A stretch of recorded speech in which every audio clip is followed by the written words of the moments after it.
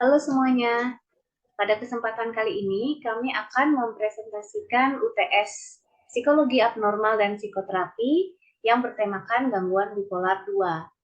Nama saya Elizabeth Patiwael dengan NIM 5120004. Nama saya Nika Dalmundul Destari dengan NIM 5120005.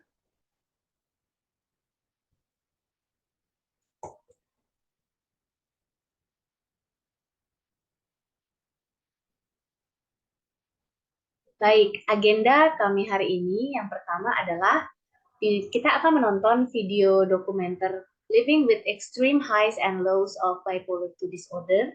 Yang kedua, kami akan menjelaskan mengenai gangguan bipolar 2 itu sendiri dengan mengacu pada Diagnostic and Statistical Manual of Mental Disorders. Yang kelima, dan TR. Dan yang ketiga, kami akan membahas mengenai komorbiditas dari bipolar 2 dan yang keempat adalah psikoterapinya. Baik, kita akan menyaksikan dulu video dokumenter, cuplikan dari video dokumenter. I was actually diagnosed with bipolar 2, and it can be very exhausting because I'm always challenging my thoughts.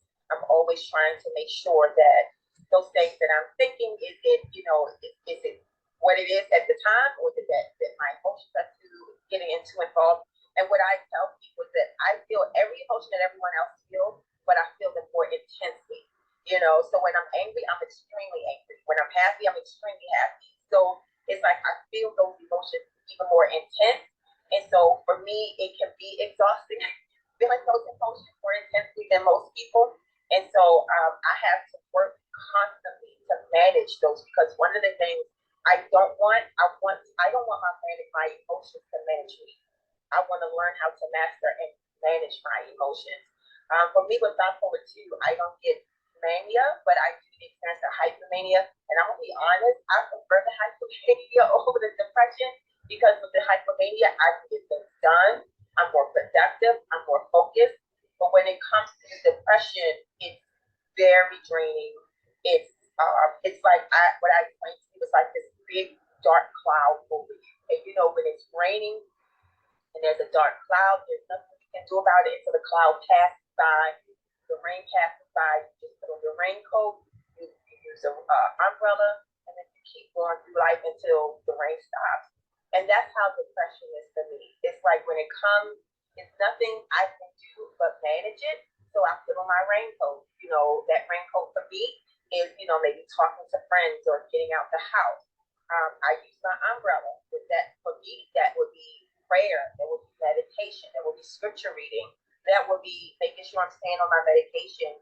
Sometimes it can go as far as, for me, putting on a raincoat or using an umbrella when that depression cloud comes. Sometimes it's just being able to get out the bed and take a shower, because that's how down I get sometimes. I can't explain to you why, but it just feels so intense, and it's the worst feeling. I don't like it at all. Baik, gangguan bipolar 2. Gangguan bipolar afektif adalah gangguan afeksi dengan karakter adanya perubahan mood, energi, dan fungsi diri yang sangat ekstrim. Sedangkan bipolar 2 itu sendiri dicirikan dengan adanya alur klinis dari episode mood yang berulang, yang terdiri dari satu atau lebih episode depresi mayor dan setidaknya satu episode hipomanik. Untuk menegakkan diagnosa bipolar 2, penting untuk memastikan terpenuhinya kriteria episode hipomanik yang dialami sekarang atau di masa lalu, dan kriteria episode depresi mayor yang dialami saat ini atau di masa lampau, seperti di bawah ini. Baik, bagian yang pertama adalah hipomanik. Episode hipomanik yang pertama dicirikan dengan suatu periode yang berbeda dari suasana hati yang abnormal dan terus-menerus meningkat, ekspansif atau mudah tersinggung, dan aktivitas atau energi yang meningkat secara tidak normal dan terus-menerus, berlangsung setidaknya 4 hari berturut-turut dan muncul hampir sepanjang hari, hampir setiap hari. Yang kedua, selama periode gangguan mood dan peningkatan energi dan aktivitas, 3 atau lebih dari gejala berikut telah menetap. 4 jika mood hanya mudah tersinggung. Merupakan perubahan nyata dari perilaku biasa dan telah hadir sampai derajat yang signifikan. Pengalaman ini juga diceritakan oleh Leticia dalam videonya, di mana ia berkata, ia selalu menentang pikirannya sendiri. Apakah benar yang ia rasakan ini, yang ia pikirkan pada saat itu, atau itu hanya perasaannya yang berlebihan saja? Dari bagian yang kedua ini, kita dapat melihat ada 7 gejala di dalamnya, yaitu yang pertama harga diri atau kemegahan yang melambung, yang kedua berkurangnya kebutuhan untuk tidur, misalnya merasa cukup istirahat hanya setelah tidur selama 3 jam. Yang ketiga lebih banyak bicara dari biasanya atau ada tekanan untuk terus berbicara. Yang keempat ada pelarian ide atau pengalaman subjektif yang membuat pikiran berpacu.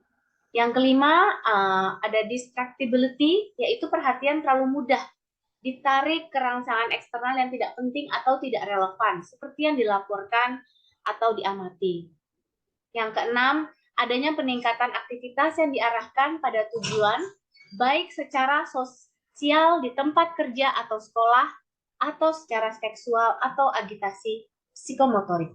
Yang ketujuh, adanya keterlibatan berlebihan dalam aktivitas yang memiliki potensi tinggi untuk konsekuensi yang menyakitkan. Misalnya, terlibat dalam pembelian yang tidak terkendali, kecerobohan seksual, atau investasi bisnis yang bodoh.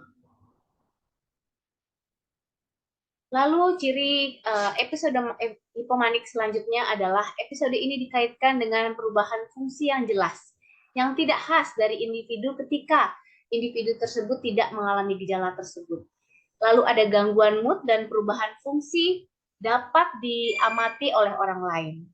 Episode tidak cukup parah untuk menyebabkan gangguan yang nyata pada fungsi sosial atau pekerjaan atau memerlukan rawat inap. Jika ada fitur psikotik, episode tersebut menurut definisi dikatakan sebagai manik.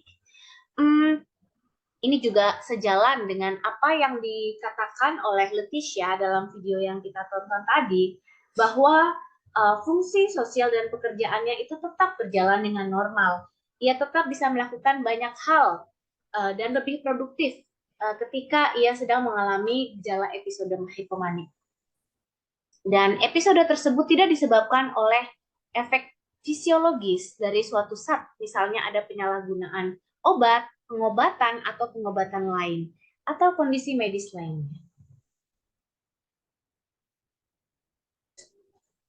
Baik, untuk yang kedua, di sini ada major depression episode, yaitu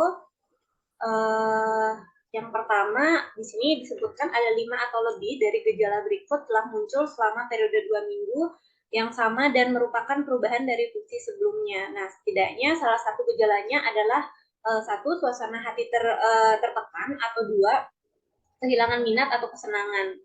Nah, yang pertama, suasana hati tertekan hampir sepanjang hari, hampir setiap hari, seperti yang ditunjukkan oleh laporan subjektif, misalnya merasa sedih, kosong, atau putus asa. Atau pengamatan yang dilakukan oleh orang lain, misalnya tampak menangis. Nah, ini pada anak-anak dan remaja biasanya berupa suasana hati yang mudah tersinggung. Seperti yang dikatakan oleh Leticia pada video tadi, dia bilang dia merasa down dan energinya terkuras, sehingga minat atau kesenangan yang nyata berkurang pada semua atau hampir semua aktivitas hampir sepanjang hari, hampir setiap hari, seperti yang ditunjukkan oleh penilaian atau pengamatan subjektif. Kemudian penurunan berat badan dan signifikan saat tidak berdiet atau penambahan berat badan, misalnya perubahan lebih dari 5% berat badan dalam sebulan, atau penurunan atau peningkatan nafsu makan hampir setiap hari. Nah, kemudian di sini ada insomnia atau hipersomnia hampir setiap hari. Kemudian yang kelima, agitasi atau retardasi psikomotor hampir setiap hari dapat diamati oleh orang lain, bukan hanya perasaan subjektif dari kegelisahan atau menjadi lamban. Kemudian yang keenam, kelelahan atau kehilangan energi hampir setiap hari, Seperti yang dikatakan Leticia, dia bilang dia merasa capek secara emosi dan selalu merasa mengantuk. Kemudian yang ketujuh, perasaan tidak berharga atau rasa bersalah yang berlebihan atau tidak pantas yang mungkin berupa delusi hampir setiap hari dan bukan hanya mencela diri sendiri atau rasa bersalah karena sakit. Kemudian yang kedelapan, berkurangnya kemampuan untuk berpikir dan berkonsentrasi atau ragu-ragu hampir setiap hari, baik secara subjektif atau seperti yang diamati oleh orang lain. Kemudian yang seperti yang dibilang Leticia tadi, dia sering merasa nggak fokus. Nah, kemudian pikiran berulang tentang kematian, bukan hanya takut mati, tapi keinginan bunuh diri berulang tanpa rencana khusus atau percobaan bunuh diri atau rencana khusus untuk bunuh diri. Kemudian selanjutnya, gejala menyebabkan penderitaan yang bermakna secara klinis atau gangguan dalam fungsi sosial, pekerjaan, atau fungsi penting lainnya. Dan selanjutnya, episode tersebut tidak disebabkan oleh efek fisiologis suatu zat atau kondisi medis lainnya. Baik, jadi kita dapat melihat bahwa gangguan bipolar 2 itu kriteria yang telah dipenuhi untuk setidaknya satu episode hipomanik, yaitu kriteria 1-6 di bawah episode hipomanik yang telah kita jelaskan tadi, dan setidaknya ada satu episode depresi berat atau kriteria 1-3 di bawah episode depresif besar yang juga telah kami paparkan di atas. Yang kedua, tidak pernah ada episode manik. Dan setidaknya satu episode hipomanik dan setidaknya satu episode depresi mayor tidak lebih baik dijelaskan oleh gangguan skizoafektif dan tidak tumpang tindih dengan skizofrenia, gangguan skizofreniform, gangguan delusi atau spektrum skizofrenia spesifik atau tidak spesifik lainnya, dan gangguan psikotik lainnya. Dan juga gejala depresi atau ketidakpastian yang disebabkan oleh pergantian yang sering antara periode depresi dan hipomania menyebabkan penderitaan yang signifikan secara klinis atau gangguan dalam bidang sosial, pekerjaan, atau hal bidang fungsi penting lainnya. Kami juga akan menjelaskan komorbiditas atau gangguan penyerta dalam gangguan bipolar 2. Gangguan bipolar 2 lebih sering dikaitkan dengan satu atau lebih gangguan mental yang terjadi bersamaan, dengan gangguan kecemasan menjadi yang paling umum. Sekitar 60% individu dengan gangguan bipolar 2 memiliki 3 atau lebih gangguan mental yang terjadi bersamaan. 75% memiliki gangguan kecemasan. Yang paling umum adalah kecemasan sosial 38%, fobia spesifik 36%, dan kecemasan umum 30%.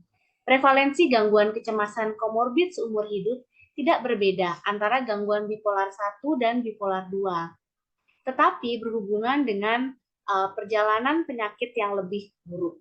Anak-anak dan remaja dengan gangguan bipolar 2 memiliki tingkat gangguan kecemasan yang terjadi bersamaan lebih tinggi dibandingkan dengan gangguan bipolar 1.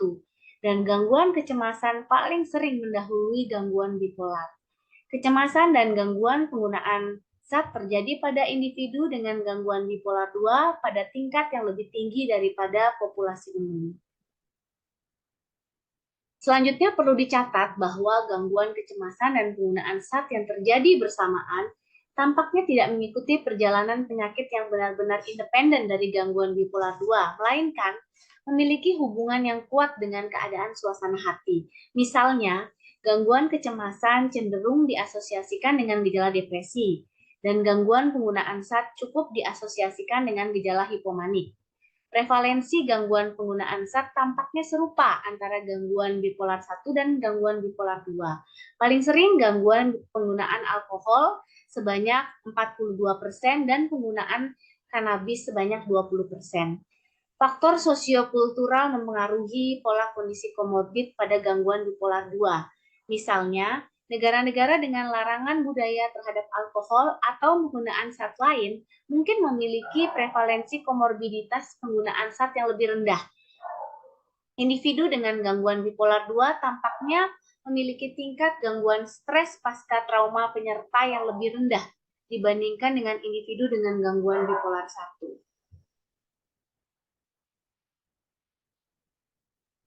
Sekitar 14% individu dengan gangguan bipolar 2 memiliki setidaknya satu gangguan makan seumur hidup. Dengan gangguan makan berlebihan lebih umum daripada bulimia nervosa dan anoreksia nervosa. Sindrom pramenstruasi dan gangguan disforik pramenstruasi sering terjadi pada wanita dengan gangguan bipolar, terutama pada mereka dengan gangguan bipolar 2. Di antara wanita yang memiliki sindrom pramenstruasi dan atau gangguan disforik pramenstruasi, gejala mood bipolar dan labilitas mungkin lebih parah. Individu dengan gangguan bipolar 2 juga memiliki kondisi medis komorbiditas yang berpotensi mempersulit perjalanan dan prognosis secara substansial. Ini termasuk penyakit kardiovaskular, migrain, dan gangguan autoimun. Nah, selanjutnya, menurut FDA, pada umumnya kebanyakan individu dengan gangguan bipolar membutuhkan pengobatan medis untuk menstabilkan moodnya. Namun, psikoterapi dapat ditambahkan untuk meningkatkan fungsi individu tersebut. Di sini, selanjutnya kita akan membahas mengenai psikoterapi.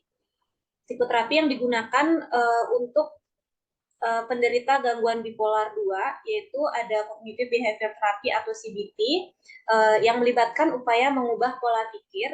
Jadi CBT ini efektif untuk gangguan bipolar menurut FDA. Nah, strategi yang digunakan dalam CBT antara lain bermain peran untuk bersiap-siap menghadapi interaksi yang mungkin menimbulkan masalah, menghadapi rasa takut secara langsung daripada mempraktikkan penghindaran, dan mempelajari teknik untuk menenangkan dan merilekskan pikiran dan tubuh.